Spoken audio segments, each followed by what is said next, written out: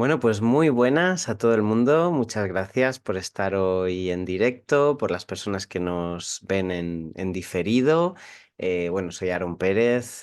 Si habéis asistido a algún seminario Minele o algún otro webinario, ya me conoceréis.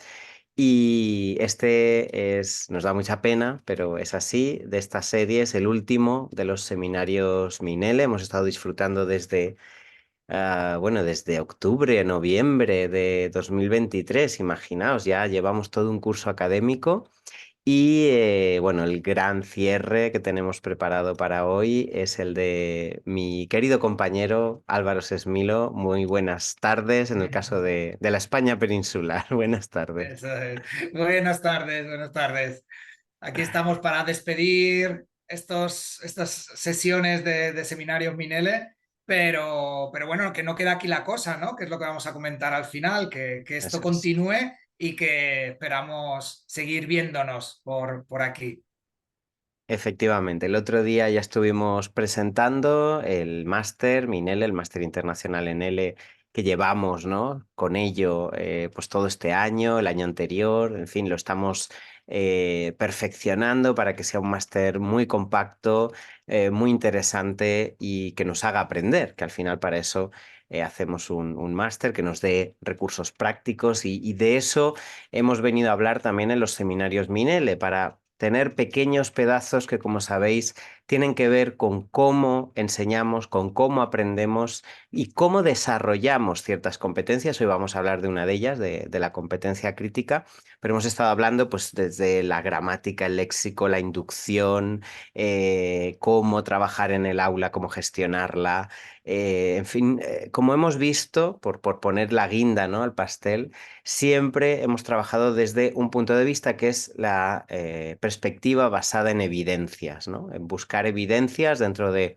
la investigación, ya sea más investigación en acción o investigación teórica, pero buscar en esas evidencias cómo podemos desarrollar mejor nuestra docencia en el aula. Ese es nuestro motivo detrás, ¿no?, de todos los seminarios Minele, para que veáis también cómo trabajaremos a todas las personas que estáis aquí y que pronto, estoy seguro, querréis lanzaros a hacer este máster Minele. Os diremos, bueno, ya lo dijimos en la presentación, pero haremos un recordatorio al final de una ventaja que tendréis por preinscribiros en ese máster en el primer mes en el que esté abierto, y eso es una gran noticia, así que quedaos hasta el final para conocerlo si no lo conocéis todavía.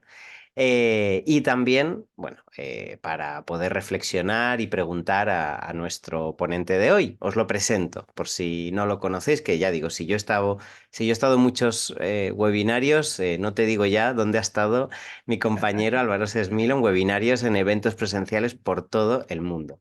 Pero, ya digo, si no lo conocéis, es licenciado en Filología Hispánica por la Universidad Complutense de Madrid, doctor, ya doctor, y me alegré mucho porque además estuve presente en su Sí. defensa y pude ver ese momento clave en la vida académica, doctor en Lingüística Aplicada por la Universidad de Alcalá de Henares, y como define él o describe él, un profesor inquieto, aventurero, con más de 17 años de experiencia en la docencia, que ha ejercido en Holanda, Polonia, Singapur, Estados Unidos y España. Fijaos la cantidad de contextos en los que ha trabajado y lo enriquecedor que puede ser su experiencia. Estos últimos años pues, se ha dedicado más a su faceta de creador de materiales didácticos. Sigues en ella, ya nos darás alguna sorpresa Ujú. próximamente, y trabajas como formador de formadores, asistiendo como ponente a múltiples eventos educativos, como decimos, por todo el mundo. Además, bueno, formas parte del grupo de investigación de factores emocionales en el aprendizaje de L, en la construcción de la identidad lingüística y sociocultural dentro de la Universidad de Alcalá, y además eres director de un máster internacional en enseñanza de español en múltiples contextos de la Europea Miguel de Cervantes.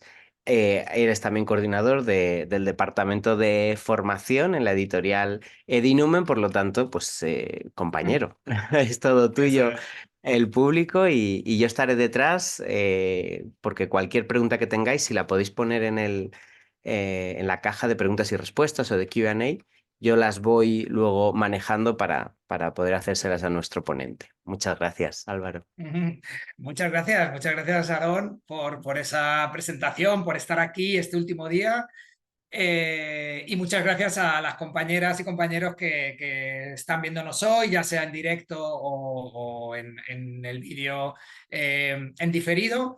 Y bueno, pues como decía Aaron al principio, es por un lado una pena que sea nuestro último seminario, pero por otro también una alegría, porque eso significa que dentro de muy poquito vais a poder seguir aprendiendo con nosotros, porque tanto Aarón como yo formamos parte del equipo académico y de docentes en nuestro máster y de todos los expertos y expertas que han trabajado también a nuestro lado, ¿no? Entonces, no os preocupéis porque vais a seguir aprendiendo, reflexionando, vamos a seguir acompañándoos, pero a partir de ahora en la modalidad de máster, ¿no? Y de hecho, el tema sobre el que yo voy a hablar es parte de la investigación que realicé durante los últimos 7 años.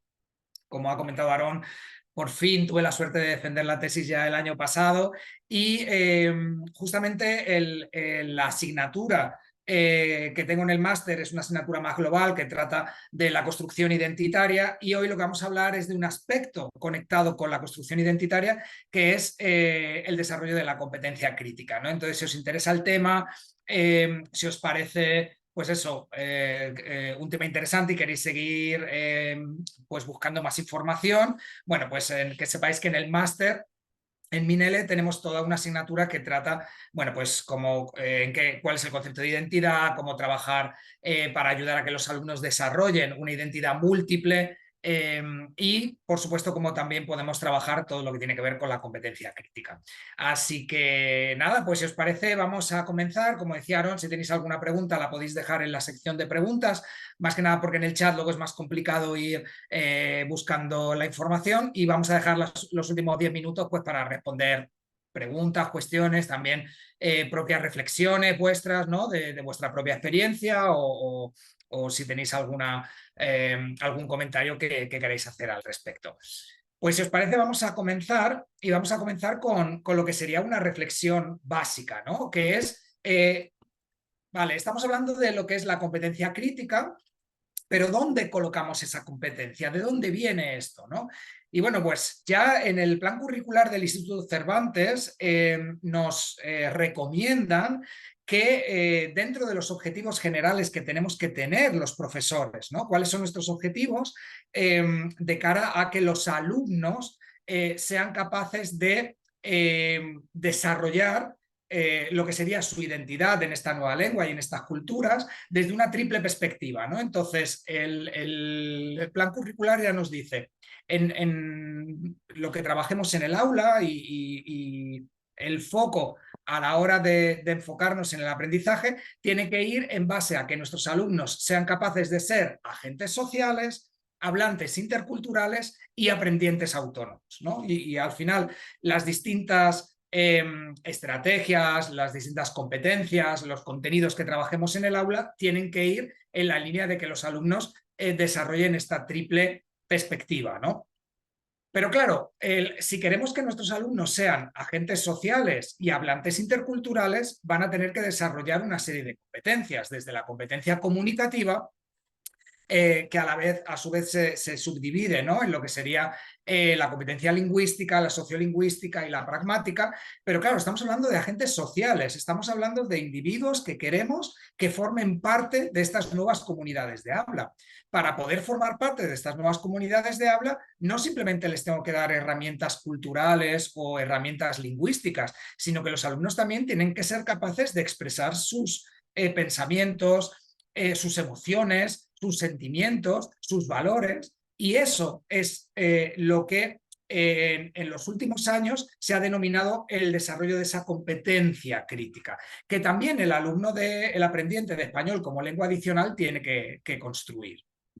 Si analizamos un poquito más en qué consiste esta competencia crítica, sobre todo desde la perspectiva de hablantes de lenguas adicionales, ¿no? Como es el caso del español, tenemos esta definición de Cassagne que nos dice que el pensamiento crítico es algo muy relevante en las aulas, ¿no? Porque fundamentalmente lo que nos va a ayudar es que estemos construyendo no solamente un aprendizaje en la lengua meta, en la cultura meta, sino a individuos que puedan expresarse tanto en su propia comunidad de habla como en estas nuevas comunidades de habla, ¿no? Entonces, la competencia crítica va un poco más allá de lo que es simplemente el aprendizaje de lenguas, porque lo que estamos haciendo es que el alumno sea capaz o desarrolle una serie de habilidades que le ayude a ser un individuo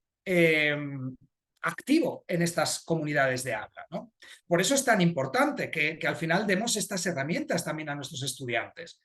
Y como Markham Davis y Barnett, el trabajar la competencia crítica dentro del aula de idiomas, y en este caso del aula de español, va a ayudar a que, por un lado, el estudiante se conozca mucho mejor como individuo, ¿no? Porque, como estábamos diciendo, la competencia crítica o el pensamiento crítico conecta con este desarrollo identitario, ¿no? Al final, cuando yo tengo mi identidad y yo quiero interactuar, yo tengo que ser capaz de expresar lo que siento, mis valores, mis juicios, no solamente en mi lengua materna o familiar y en mi comunidad de habla, sino en todas aquellas comunidades de las que pueda formar parte, ¿no?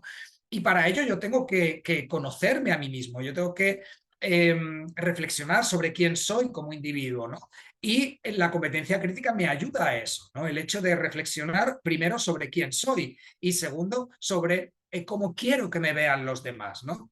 Por eso es tan importante que esta competencia también se trabaje de una manera activa en las clases, ¿no? Porque al final, eh, como el resto de competencias, si no las trabajamos en el aula, si no tienen presencia en el aula, es muy difícil que el alumno la desarrolle, ¿no? De una manera autónoma. Por eso tenemos que trabajar ciertas dinámicas, ciertas actividades que nos ayuden a desarrollar esta competencia, al igual que trabajamos otras competencias como puede ser la competencia lingüística, la competencia cultural o la competencia intercultural, ¿no?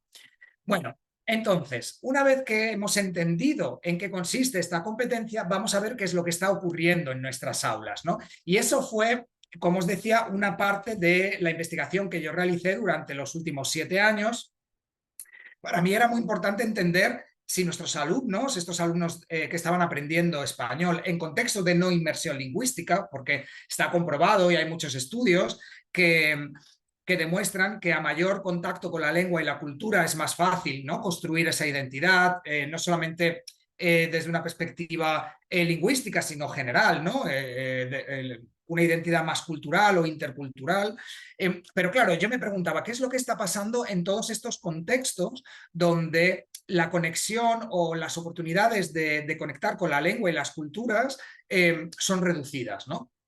Ahí fue cuando, bueno, pues decidí, bueno, pues vamos a hacer una investigación, vamos a hacer una serie de entrevistas a estudiantes que están aprendiendo español en contextos de no inmersión. En este caso lo realizamos en 3 países, en Bélgica, Polonia y en Brasil, también para entender si a mayor distancia lingüística y cultural era más complicado construir esta identidad, ¿no? Y desarrollar esta competencia crítica.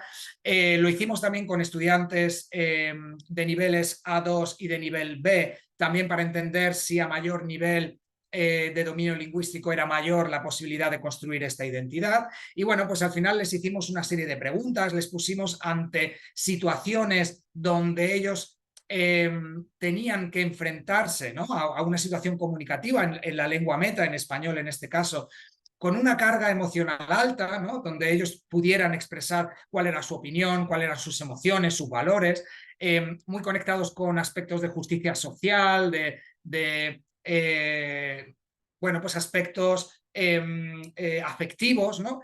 Y entonces ahí observábamos cómo interactuaban en la lengua meta, observábamos también cómo lo hacían en sus lenguas maternas o familiares en sus comunidades de habla, y a partir de ahí observábamos qué es lo que estaba ocurriendo, ¿no? Si el alumno era capaz de comunicarse de manera efectiva o no, y por qué sí o por qué no. Bueno, no os voy a aburrir con datos, ¿no? Porque al final, bueno, estamos hablando de eso, de 50 entrevistas en 3 países, en 6 universidades diferentes, por lo tanto estamos hablando de muchísima información. A mí lo que me interesa, y es lo que he traído a la sesión de hoy, son algunas de las conclusiones que obtuvimos, ¿no?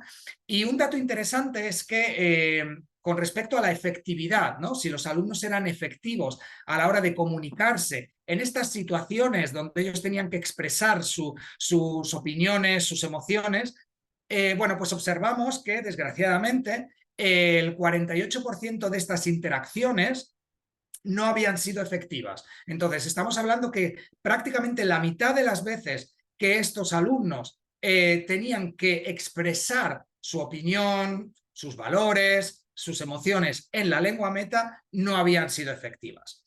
Cuando hablamos de no efectividad, lo estamos haciendo desde una triple perspectiva, ¿no? Podían ser no efectivas por cuestiones comunicativas, ¿no? Bueno, pues hasta cierto punto esto es entendible. Seguramente que algunos estudiantes no tenían el nivel lingüístico que necesitaban para expresar ciertas cosas, ¿no?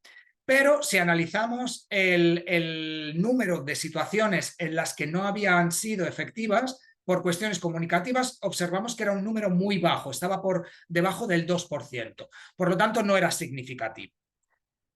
Donde más encontramos problemas a la hora de la efectividad en la comunicación eran por cuestiones pragmáticas, ¿no? Que, bueno, pues encontramos casos donde la adecuación, la adecuación relacionada, por ejemplo, con la situación en la que se encontraban o el registro, no conectaba efectivamente con lo que estaban comunicando los alumnos, ¿no?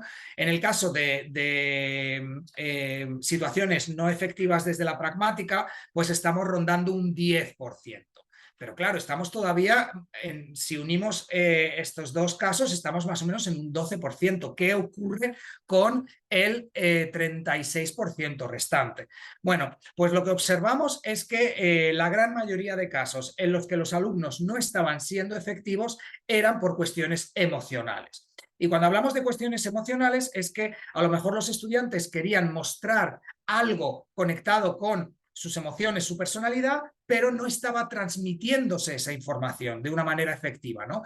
Ya sea porque a lo mejor el estudiante quería expresar ciertas emociones que no estaban llegando, o porque el estudiante pensaba que estaba mostrándose de una manera, digamos, más directa, o estaba mostrando el enfado, mientras que la forma de comunicarse en la lengua meta no estaba transmitiendo esa información. O algo que experimentamos en muchos de los casos y que a mi modo de ver es el mayor problema que podemos encontrarnos, y era que muchos de estos estudiantes preferían no decir nada en estas situaciones en la lengua meta, mientras que en su lengua materna o en sus comunidades de habla sí que lo harían, ¿no?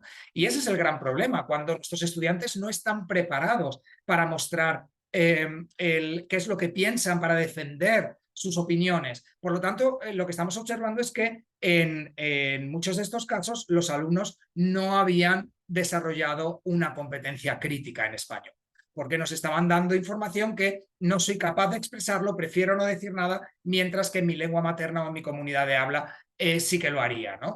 Cuando luego preguntábamos a estos estudiantes, bueno, pues ¿cómo te sientes en estas situaciones? Cuando no puedes o no sabes cómo expresar quién eres en español, pues nos decían que se sienten frustrados, que no les gusta, que les molesta, ¿no?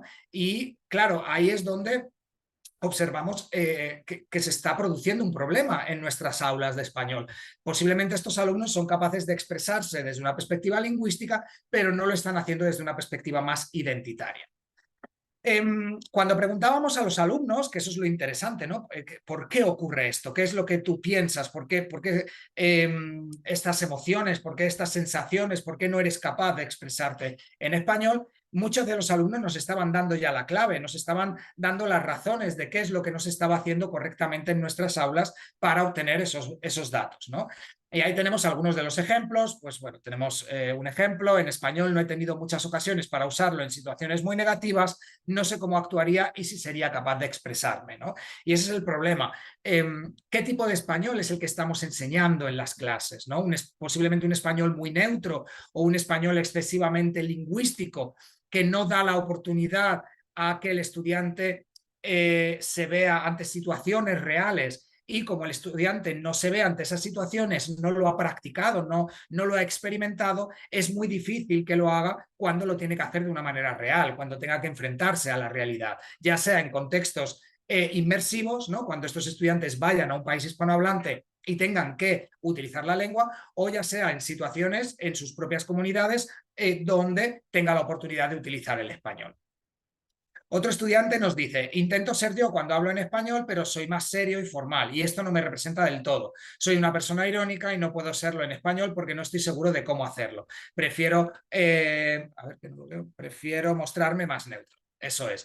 Y ahí tenemos el mismo problema, ¿no? No le estamos dando la oportunidad a nuestro estudiante de mostrar quién es verdaderamente, porque el español que está aprendiendo es un español excesivamente neutro. Pero claro, cuando trabajamos desde la neutralidad, es muy difícil que esta neutralidad conecte con las identidades de nuestros alumnos, porque seguramente que tendremos alumnos que serán más introvertidos, menos introvertidos, más irónicos, menos irónicos, más directos, menos directos. Si no les damos la oportunidad a que construyan esa identidad también en español, va a ser muy difícil que puedan reflejarla cuando necesiten interactuar en la lengua meta. Bueno, pues aquí estamos observando ya algunas líneas, ¿no?, que posiblemente tengamos que reflexionar y que tengamos que cambiar en nuestra enseñanza para efectivamente mejorar estos datos, ¿no? Bueno, otra de las preguntas, otro de los resultados que obtuvimos, perdón, en la investigación fue que el 24% de los alumnos no se reconoce o identifica cuando habla español, ¿no? Entonces, bueno, ahí les preguntábamos si efectivamente sienten que son ellos, si el tono de voz, si se identifican, ¿no? Porque al final el hablar una nueva lengua supone que tenemos que cambiar un poquito como personas, ¿no? Al final, hablar nuevas lenguas y enfrentarnos a nuevas comunidades de habla, yo siempre digo que supone abrir nuevas ventanas o ponernos unas gafas y ver la realidad de una manera diferente. Pero eso no significa que ese nuevo yo no siga siendo yo, ¿no? Que esa es un poco la idea. Claramente, vamos a ser diferentes, vamos a sentirnos de manera diferente. La lengua es diferente, la forma de interactuar es diferente, pero el objetivo es que el estudiante siga siendo él o ella cuando interactúa en español. El problema es, como vemos, que en muchos casos no hay esa identificación, hay una desconexión emocional, ¿no? Aquí tenemos el caso de una alumna que dice, no me siento yo cuando hablo en español, siento que soy una actriz, no me puedo mostrar, no puedo pues, mostrar mi personalidad, ¿no? Porque seguramente no le hemos dado herramientas para que lo haga.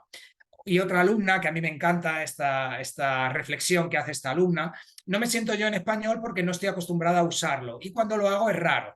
En clase solo respondemos sí, no, hacemos frases cortas, pero eso no es hablar de verdad, ¿no?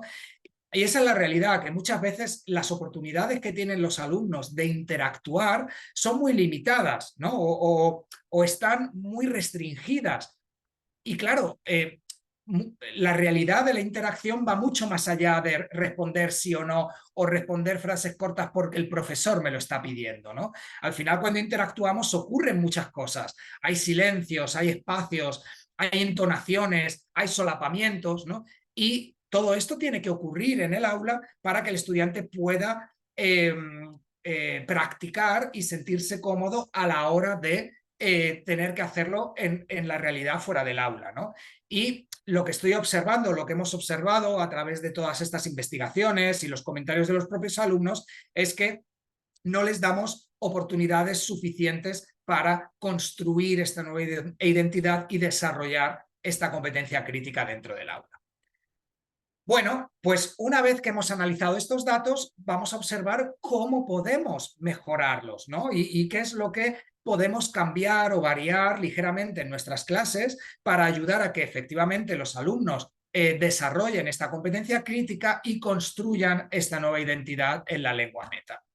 Ahí tenemos, por ejemplo, a uno de los expertos en el aprendizaje emocional de lenguas, ¿no?, que es de Vale, y él ya en 2011 nos hablaba que si queremos que nuestros alumnos construyan esta nueva identidad y puedan expresar quiénes son, sus valores y su personalidad, tenemos que exponerles ante situaciones comunicativas con una alta carga emocional en el aula, ¿no? No nos podemos quedar simplemente en un español de base, en un español neutro, en un español general, porque eso no les va a ayudar con la construcción de la competencia crítica. Les va a ayudar a tener una competencia lingüística aceptable.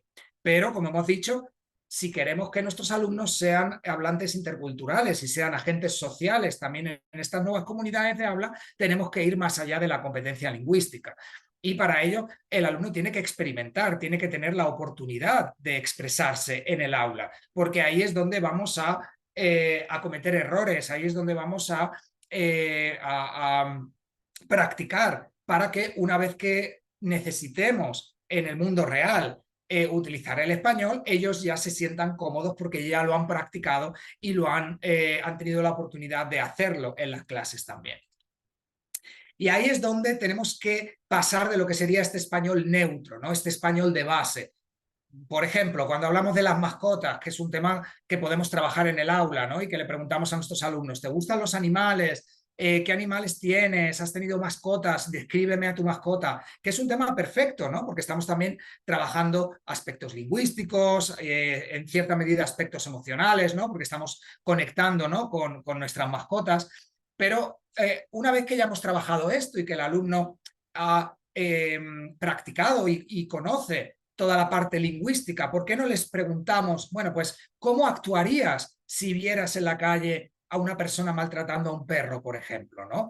¿Harías algo? ¿No harías nada? ¿Qué dices? ¿No? ¿Cómo actúas en esta situación? Y eso es lo que nos va a ayudar a pasar de lo que sería la competencia meramente lingüística con lo que sería la competencia crítica, ¿no? El alumno ya tiene esa competencia lingüística que necesita, que sería ese paso previo para poder expresar sus emociones, sus valores, sus ideas, sus opiniones sobre un tema conectado con el tema central de la unidad o de la sesión, que pueden ser los animales, pero yo no me quedo únicamente en lo que sería ese aprendizaje general del que hablamos, sino que yo doy un paso más y le doy la oportunidad a mi alumno para que exprese quién es en base a este tema, ¿no?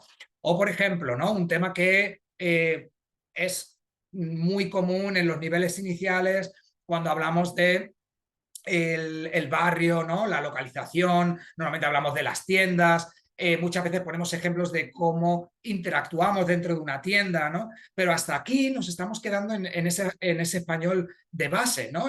Donde simplemente le estoy dando herramientas lingüísticas a mis alumnos para que puedan interactuar en esta situación. Pero, como decimos, si queremos ir un paso más allá, ¿por qué no incluimos, ¿no? una nueva imagen, una nueva pregunta? Y una vez que ya hemos trabajado todo esto, le decimos al alumno, vale, perfecto, tú has estado en una tienda, has comprado, ya sabes cómo ya has desarrollado esa competencia lingüística relacionada con el léxico, ¿no? Por ejemplo, la ropa, las tallas, los colores, los materiales, el probador. Has desarrollado esa competencia comunicativa de todo lo que tiene que ver con comprar, ¿no? Bueno, pues si tienes que pagar con tarjeta, si pagas en efectivo, si quieres una bolsa, perfecto, todo eso ya lo hemos visto. Pues yo ahora le digo a mi alumno o a mi alumna, vale, ¿y ahora qué haces si cuando pasas, ¿no? Cuando ya has comprado y sales de la tienda, empiezas a pitar? Y de repente viene una persona de seguridad y te dice que has robado algo. ¿Cómo tú te justificas? ¿No? ¿Qué dices en esta situación? Porque lo que estamos haciendo es ponerle, como decía De Vale, poner al alumno ante una situación emocional. Y eso es lo que le va a permitir construir la competencia crítica, ¿no? Y defender quién es, sus valores, sus ideas. Y si es una persona más directa, le tenemos que dar la oportunidad a que desarrolle y a que sea capaz de expresarse desde una perspectiva más directa. Si es una persona que quiere mostrarse más tímida o más comedida, esto lo tenemos que trabajar en el aula. Pero como decimos, si yo me quedo únicamente en lo que sería esta primera fase y paso a lo que es una nueva unidad, el alumno va a construir o va a desarrollar su competencia lingüística y en algunos casos su competencia comunicativa, pero nunca va a construir su competencia identitaria o su competencia crítica porque no la hemos trabajado en el aula, ¿no?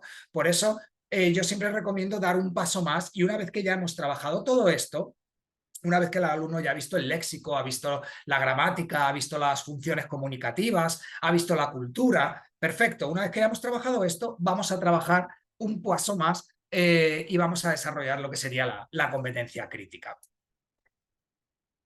Hasta aquí, claro, ya hemos entendido un poco el concepto de competencia crítica, la importancia de trabajarla en el aula, ¿no? A través de la investigación y a través de algunos ejemplos que os he mostrado. Ahora lo que nos quedaría sería esa tercera parte de, vale, pues yo ya entiendo que esto es importante, ¿cómo lo llevo al aula? ¿Cómo lo trabajo en el aula?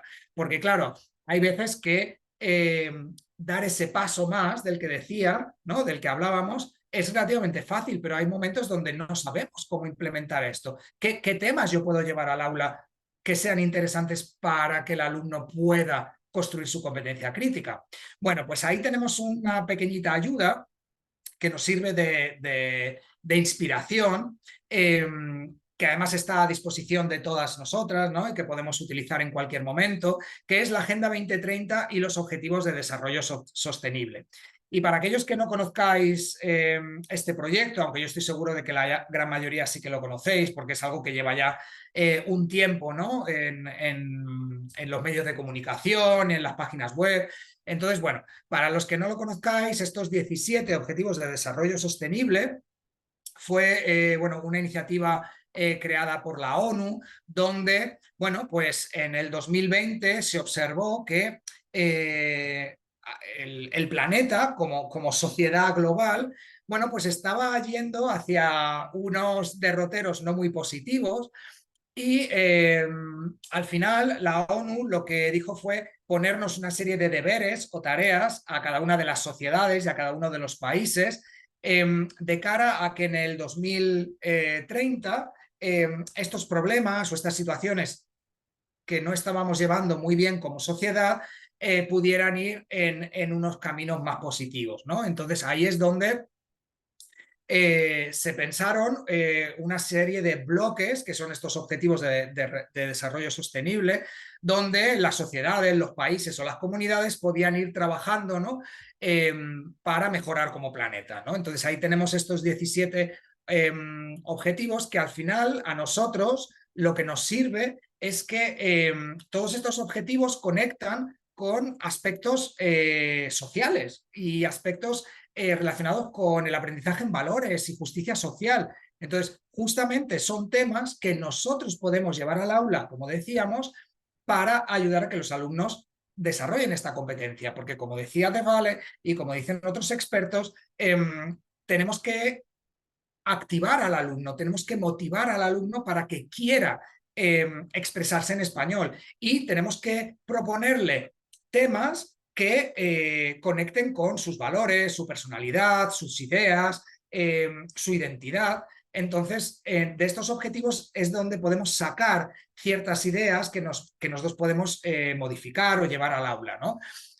Además, la ventaja que tienen estos objetivos de desarrollo sostenible es que son macrotemas, ¿no? Pues aquí tenemos desde la salud y el bienestar, la educación de calidad, igualdad de género, trabajo decente y crecimiento económico. Entonces tenemos muchos temas que nos interesan como sociedad, pero si pinchamos en alguno de estos temas nos van a aparecer subtemas relacionados con estos grandes bloques. Por lo tanto, ahí es donde tenemos mucha inspiración, ¿no? Pues si, por ejemplo, pinchamos el número 8, que está relacionado con el trabajo decente y crecimiento económico, ahí observamos unos subtemas que nos pueden servir como, pues, como ese punto de partida, ¿no? Y a partir de ahí, nosotros lo que tenemos que hacer es pensar en quiénes son nuestros estudiantes, cuál es su perfil, cuál es su nivel, cuál es el contexto de enseñanza y cuáles son sus objetivos, y a partir de ahí, pues llevar un tema u otro en base al tema central que yo esté trabajando en la unidad o en la programación concreta, ¿no?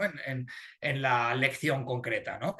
Y yo estoy seguro que dentro de estos objetivos o de estos subobjetivos siempre vamos a encontrar algún tema que nos sirva, ¿no? Y a partir de ahí lo que podemos hacer es llevar una imagen, llevar un pequeñito texto o llevar una serie de imágenes, como he hecho yo en las secciones anteriores, que nos sirvan de pretexto o de activación y a partir de ahí darles, ¿no? Lanzarles la pelota a los alumnos y que sean ellos los que interactúen y utilicen la lengua, ¿no? A partir de ahí yo ya paso como docente a un segundo plano y son ellos los que van a empezar a interactuar y a utilizar la lengua en base a sus necesidades y, por supuesto, en base a su nivel. Entonces, como decimos, la Agenda 2030 y estos objetivos de desarrollo sostenible pueden ser ideas, ¿no? Temas de base que nosotros podemos llevar al aula. ¿Cómo podemos llevar estas ideas al aula? Pues bueno, las podemos llevar de diferentes maneras, ¿no? Las puedo llevar como actividades, ¿no? Pequeñitas dinámicas para trabajar en clase, para hacer algún debate o para hacer alguna actividad global o para que el alumno haga una expresión escrita, ¿no? No siempre la interacción tiene que ser oral, puede ser escrita, puede ser a través de las redes sociales, ¿no? Yo puedo hacerlo así o podemos trabajar mediante proyectos. ¿Y cuál es el beneficio de trabajar mediante proyectos con una base social, ¿no? Como estamos viendo, ¿no? Bueno, pues son muchas las ventajas. Yo he traído a la sesión de hoy algunas. Pues, por ejemplo, motiva al trabajo en equipo y al trabajo colaborativo, ¿no? Pues estamos trabajando en proyectos, vamos a trabajar con los compañeros, ¿no? Y al final, pues bueno, todo lo que tiene que ver con un aprendizaje colaborativo siempre es mucho más motivador. Por supuesto, fomenta el espíritu autocrítico, ¿no? No solamente vamos a trabajar desde una perspectiva de cómo quiero que me vea el resto, sino también yo como individuo, ¿no? Y ayuda a que los alumnos reflexionen sobre quiénes son y cómo está siendo su trabajo. También puede ayudar a la evaluación de su propio aprendizaje. Por supuesto, el trabajo por proyectos desarrolla la creatividad, sobre todo cuando el proyecto es algo muy o relativamente abierto o flexible, ¿no? Y le damos oportunidades a que los alumnos trabajen con la lengua de una manera creativa. También ayuda a que el aprendizaje conecte con el uso real de la lengua, ¿no? Porque al final, pues lo que decimos, si estos proyectos son proyectos sociales y son proyectos que conectan con las comunidades de nuestros alumnos, al final lo que estamos haciendo es sacar el aprendizaje fuera del aula, ¿no? Y por lo tanto estamos fomentando que ese aprendizaje sea mucho más real, ¿no? Y que conecte mucho más con estas comunidades de habla posibles o verosímiles en las que pueden interactuar nuestros alumnos en el futuro o en el presente utilizando la lengua meta. Y como decimos, siempre un proyecto es un aprendizaje activo, ¿no? Es un aprendizaje experiencial y todo lo que tiene que ver con las experiencias y la actividad ayuda a que el aprendizaje perdure de una manera mucho más fuerte y duradera que a lo mejor otro tipo de aprendizaje como puede ser el memorístico, ¿no? Bueno, entonces, combinando un poco todo esto, ¿no? Lo que hemos dicho de la construcción de la identidad, el desarrollo de la competencia crítica, los objetivos de desarrollo sostenible y la Agenda 2030 y el aprendizaje basado en proyectos, nosotros hemos desarrollado una serie de proyectos que, bueno, pues podéis utilizarlo en vuestras clases o os puede servir también como motivación para que vosotras y vosotros creéis vuestros propios proyectos, ¿no? ¿Nosotros qué es lo que hemos hecho? Pues en primer lugar, basarnos en las recomendaciones o la inspiración que sacamos de los objetivos de desarrollo sostenible, ¿no? Incluso aquí mismo los marcamos cuáles son los objetivos en los que nos hemos basado, ¿no? También un poco nos sirve de punto de partida y también es interesante porque así observamos que estamos trabajando diferentes temáticas, ¿no? A lo largo del curso.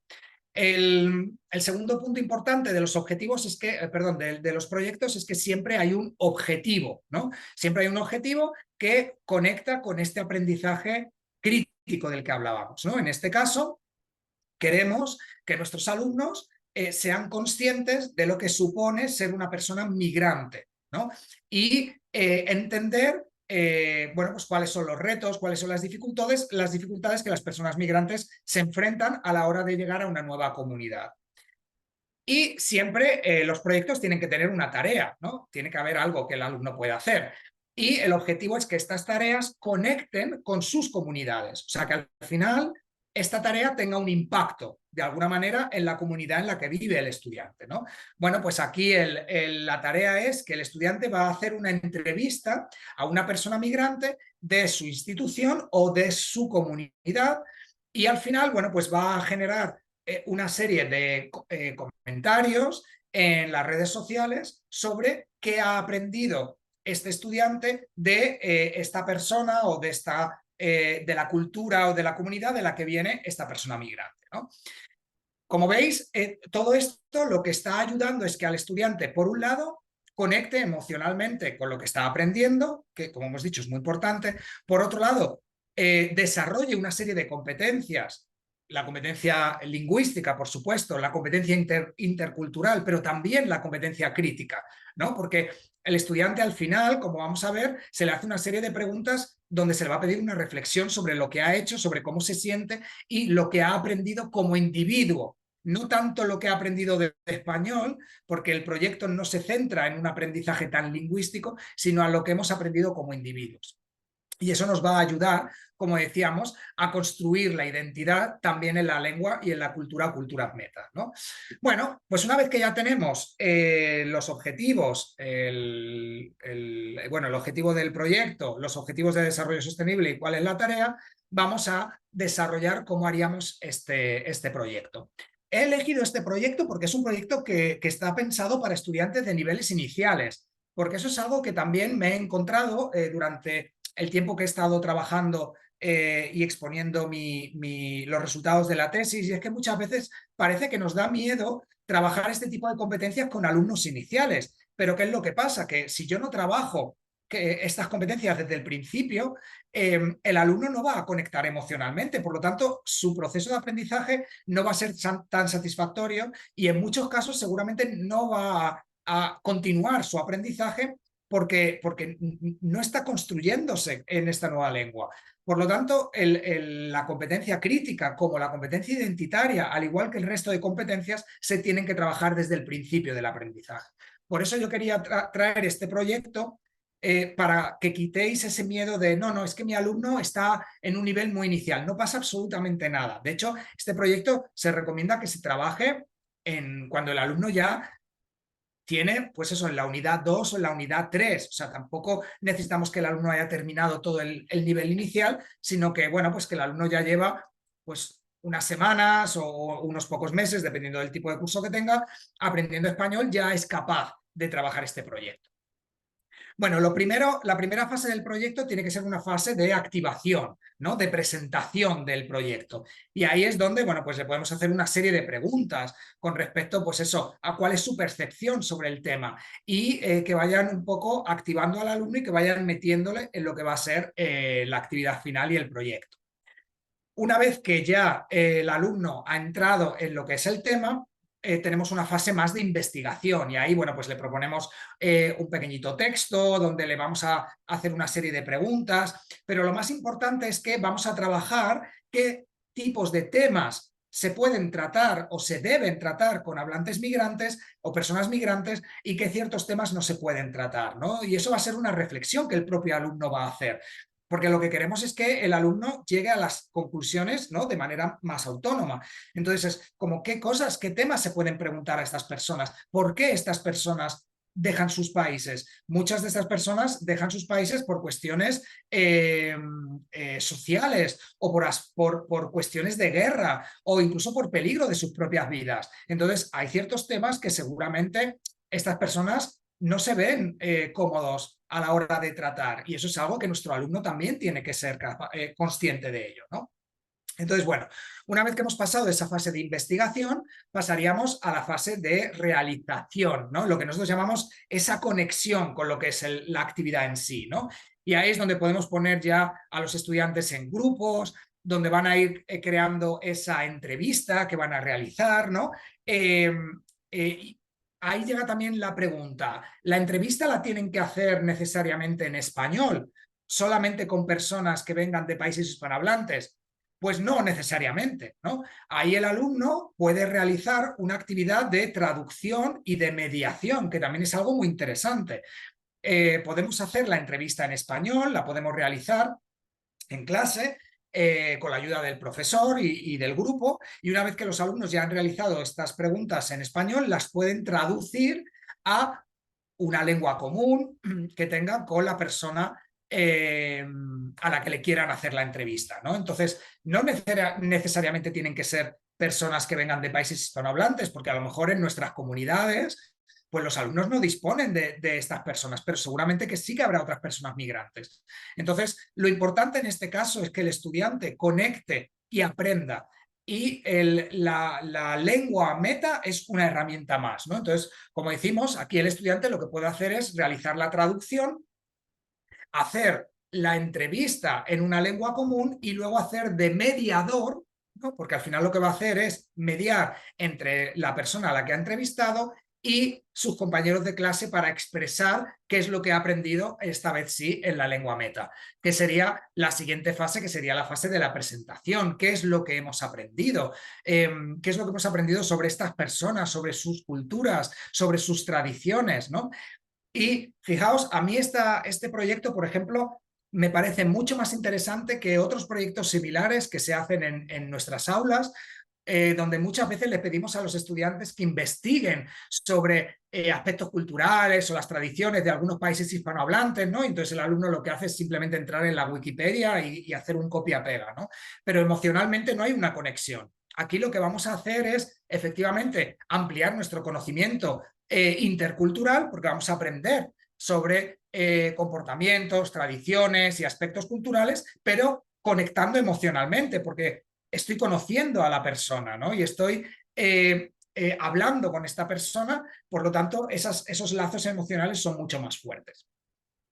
Bueno, como decíamos, todos los proyectos tienen que tener una última fase, que es esta fase verdaderamente de pensamiento crítico, ¿no? Y donde los alumnos van a ser capaces de reflexionar, de expresar sus opiniones, sus valores, lo que han aprendido, y ahí es donde les tenemos que hacer una serie de preguntas, ¿no? Sobre, bueno, pues después de hacer este análisis, esta entrevista y después de poner en común todo esto, ¿qué pensáis? ¿Cuál es la situación de todas estas personas migrantes que viven en nuestra comunidad?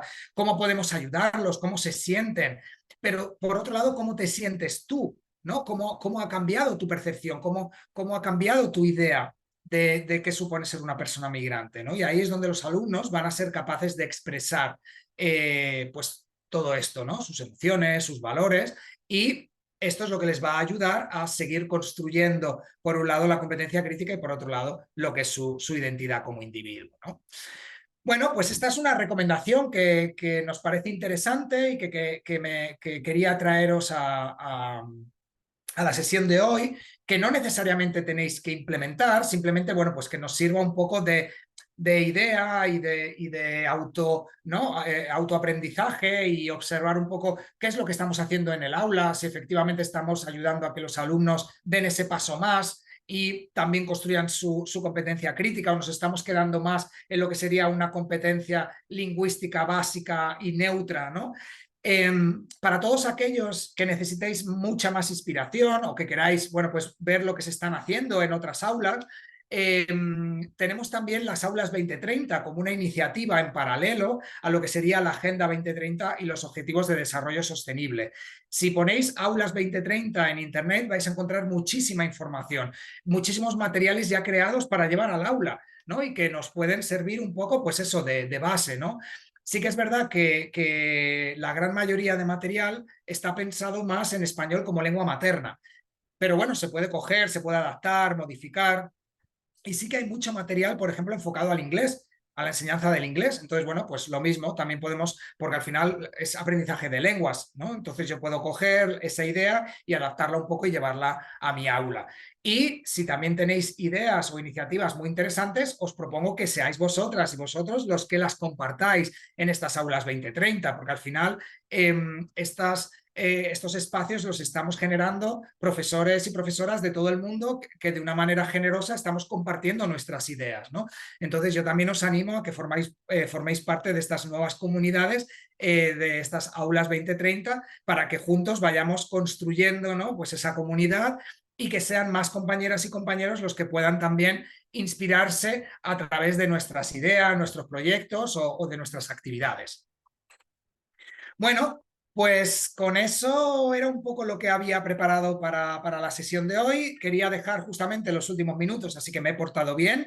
He ido un poquito rápido porque estaba viendo el tiempo y he visto que había algunas preguntas, entonces quería dedicar tiempo a ello. Pero bueno, si alguien tiene alguna pregunta, comentario, pues encantadísimo de verlo con vosotras.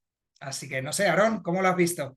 Muchísimas gracias, querido Álvaro Sesmilo, por este panorama, este camino que nos has ido guiando hacia ver, efectivamente, como dicen aquí en el chat, muy interesante, para abrirnos, ¿no? La mente hacia nuevas maneras de trabajar precisamente la identidad, de hacer que lo que llamamos comunicativo realmente no sea solo comunicarse, sino comunicar quién soy, cómo soy y lo que quiero ser también en esa nueva lengua que estoy aprendiendo.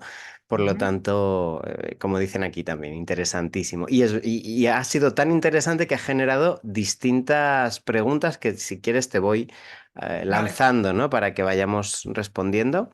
Por ejemplo, rebobinando un poco hacia el principio, donde hablábamos de la competencia crítica, nos dice Silvia, ¿qué tanto se puede recurrir a la educación no formal, por ejemplo, para trabajar la competencia crítica? Bueno, al final es que yo creo que tenemos que optar a todas las herramientas que están a nuestra disposición, ¿no? Y cuando hablamos de educación no formal, que luego también cuando hablamos de educación no formal es un tema muy amplio, ¿no? Pero ahí es otra herramienta más y al final, ¿qué es lo que entendemos por educación no formal? O sea, lo que no está dentro del programa o lo que no se considera eh, dentro del currículum.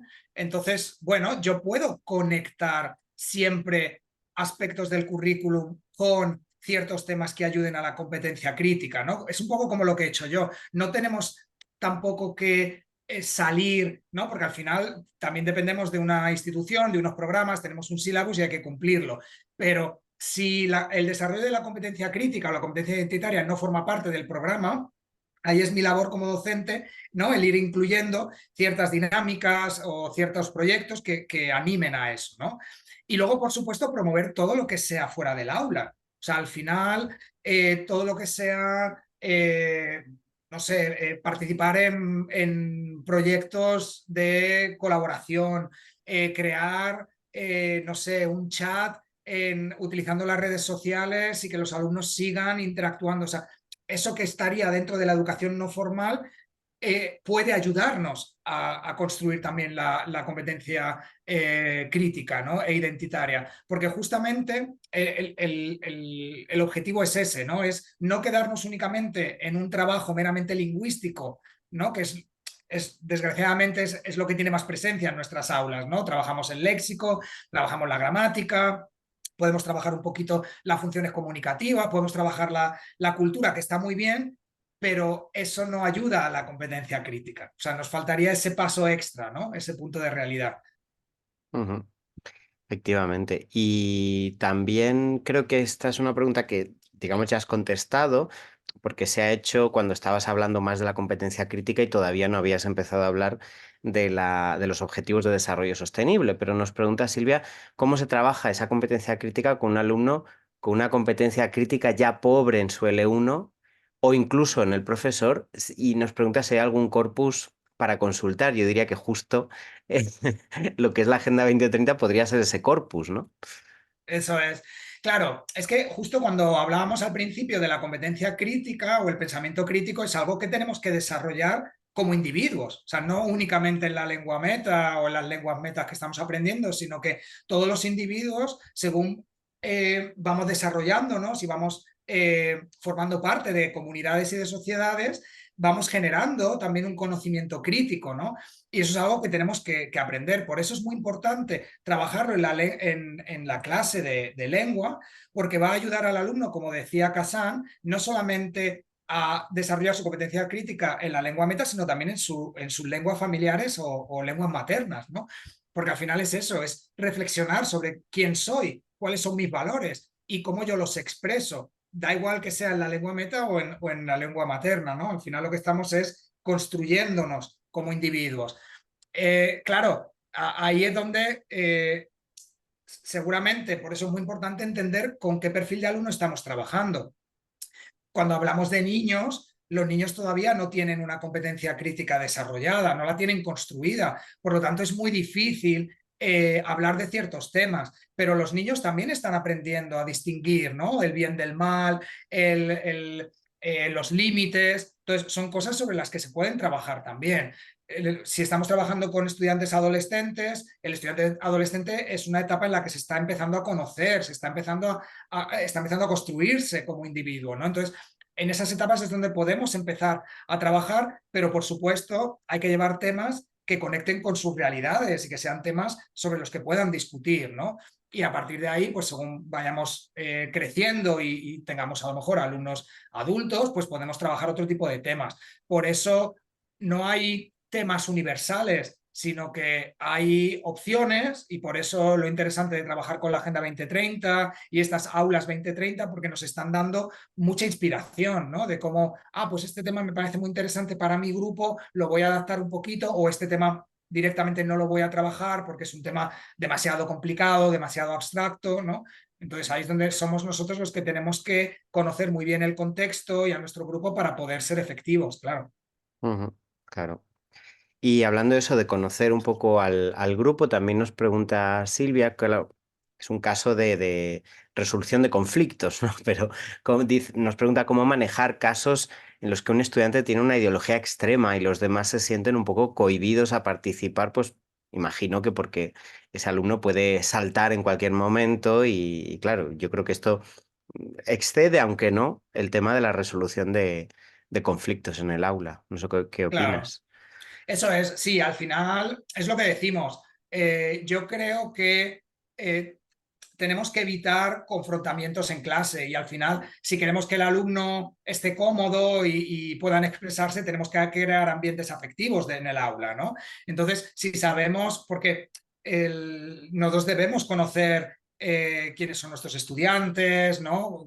Cómo piensan, qué opiniones tienen, ¿no? En cierta medida, eso también es trabajo del docente, conocer un poco el contexto en el que estamos trabajando. Y a partir de ahí tenemos que seleccionar los temas. Si yo sé que hay ciertos temas que pueden generar polémica y que al final esa polémica va a ser más negativa que constructiva, yo los tendería a evitarlos, ¿no? Porque al final, como decimos, va a sobrepasar lo que sería la asignatura y lo que sería la construcción del alumno, ¿no?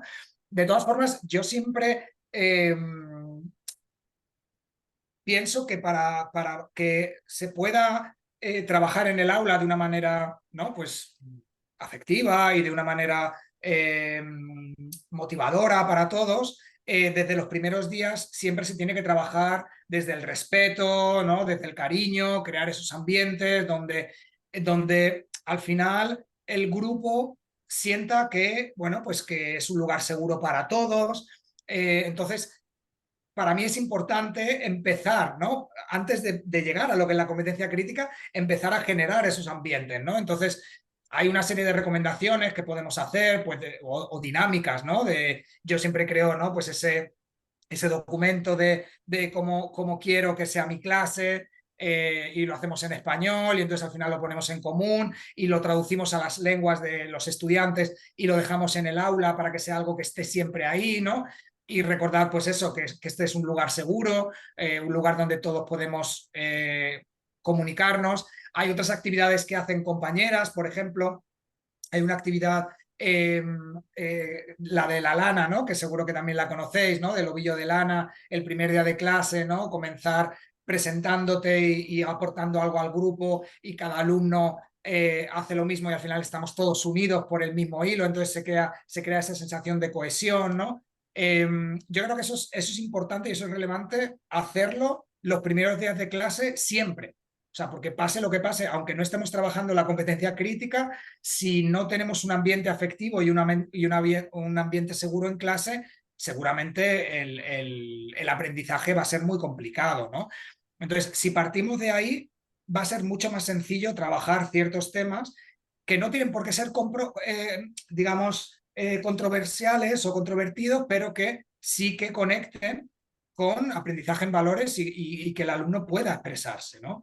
Entonces yo creo que hay que jugar un poco con eso, hay que tener en cuenta unos factores previos que van a afectar al aprendizaje sí o sí, antes de trabajar cualquier contenido, ¿no? Ujú. Claro, ¿no? El crear ese ambiente Eso es, en el aula. Y bueno, tenemos varias preguntas de Pilar, pero justo como tiene la mano levantada, vamos a intentar darle el micrófono y que nos pregunte. Robamos unos minutillos, ya que tenemos claro. estas preguntas de Pilar. No sé si puede o quiere, porque como tiene la mano levantada, imaginé que sí, pero a lo mejor no puede ahora usarlo. Vamos a ver. No sé, Pilar, si parece que no, ¿no? No, no ha puesto Vale. nada, estaba Sí, mirando el ahora. chat. Hola, Pilar. Hola, ¿se me oye? Hola. ¿Se Sí, oye sí, se bien? te oye. Hola, Sí, la Hola. verdad que lo de la mano levantada ha sido por error, pero bueno, Ya que estás. no importa. Muchas gracias de todas maneras. Y muchas gracias, ha sido muy interesante, la verdad, el tema que se ha tratado. Yo estaba un poco, o dudaba un poco respecto a a qué tipo de redes sociales pueden, o de qué tipo de redes sociales pueden hacer uso los alumnos para publicar estas entrevistas. Y también Ujú, un poco eh, quizá mi temor era hasta qué punto se puede evitar que haya, por ejemplo, algún tipo de comentario que pudiese ser ofensivo para la persona entrevistada o que se proteja, digamos, su identidad o sus datos si ella no desea que se publiquen eh, claro. aspectos personales. Esa era mi Ujú. duda. Mm. Sí, pues muchas gracias, Pilar. Pues la verdad que muy interesante. Mira, de hecho, este proyecto soy consciente de que lo han hecho por lo menos en 3 instituciones diferentes, porque ya llevamos un tiempo y además este proyecto ha estado disponible también en diferentes formatos y con diferentes materiales. Y, por ejemplo, unos alumnos estamos hablando normalmente de secundaria o perfil más universitario, que es en los dos ámbitos en los que lo han hecho. Entonces, en Brasil, por ejemplo, lo han hecho en una escuela de secundaria, pero cuando ya los alumnos llevaban un tiempo estudiando español, porque les parecía un proyecto interesante, y lo que hicieron fue compartirlo en sus redes sociales, en las redes que ellos querían, tanto en ex, antiguo Twitter, y en Instagram, pero lo que le pidió la profesora es que pusieran no información sobre la persona a la que habían entrevistado, sino más sus propias impresiones, lo que habían aprendido, y que lo hicieran en portugués. Porque al final el objetivo es que, claro, las personas del círculo de estos alumnos pudieran ponerles comentarios. Si lo hacen en español, no le estaban dando la oportunidad de que las personas entendieran de qué estaban hablando, ¿no?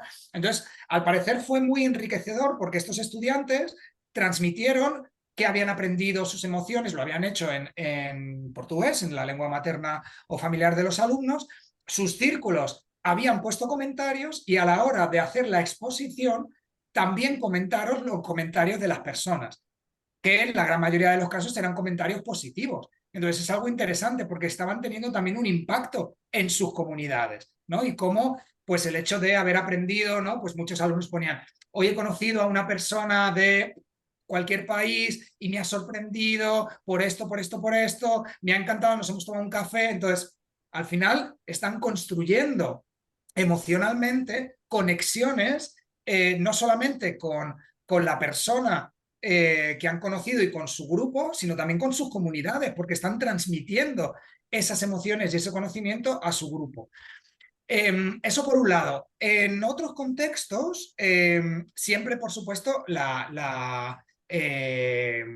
digamos, la información de la persona a la que se le hace la entrevista, si esa persona no quiere dar sus datos, no pasa absolutamente nada, porque al final el trabajo es, la entrevista se hace en grupo con el profesor. Por eso el profesor está ayudando y antes se ha hecho esa actividad de reflexión sobre qué cosas podemos preguntar o se debe preguntar y qué cosas no se deben preguntar. Entonces, por eso el profesor está como un apoyo durante todo el proceso. En el momento en el que se hace la entrevista y el alumno recupera esa información, al final lo que se hace es como una exposición global de lo que ha aprendido. No se hace una transcripción completa de la entrevista. Entonces, lo que decimos, si la persona entrevistada no quiere dar sus datos, pues el alumno no pasa nada y no los da.